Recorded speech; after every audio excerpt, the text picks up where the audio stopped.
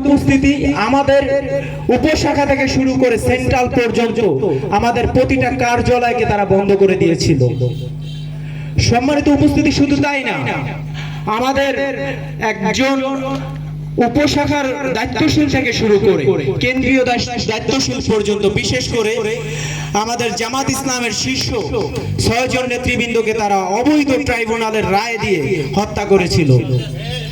সম্মানিত উপস্থিতি, শুধু তাই না, বাংলাদেশের মানুষের হৃদয়ের স্পন্দন আল্লামা দেলোয়ার হোসেন সাঈদীকে মেডিকেল কিলিং এর মাধ্যমে তারা হত্যা করেছিল।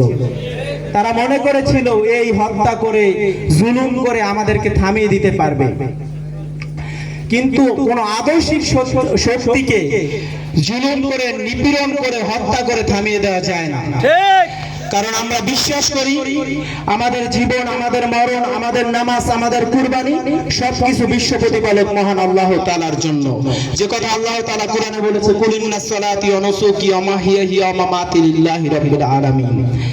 এখন আপনারা দেখেন, নতুন বাংলাদেশ স্বাধীন হওয়ার পরে যে সংবিধানটা রচিত হয়েছিল, সেই সংবিধানে মূল 4টা মূলনীতি দেওয়া হয়েছিল। সেখানে সমাজতন্ত্র, গণতন্ত্র, ধর্মনিরপেক্ষতাবাদ এবং জাতীয়তাবাদের কথা বলা হয়েছিল। এখন অনেকেই এই জাতীয়তাবাদ এবং ধর্মনিরপেক্ষতাবাদকে আদর্শ হিসেবে ধারণ করে, লালন করে।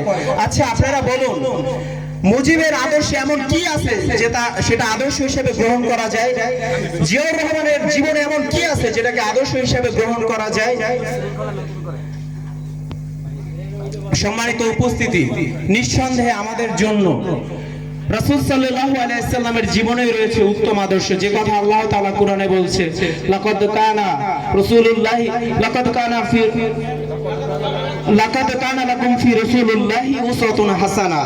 সম্মানিত উপস্থিতি, সর্বশেষ একটা কথাই বলবো, নির্যাতন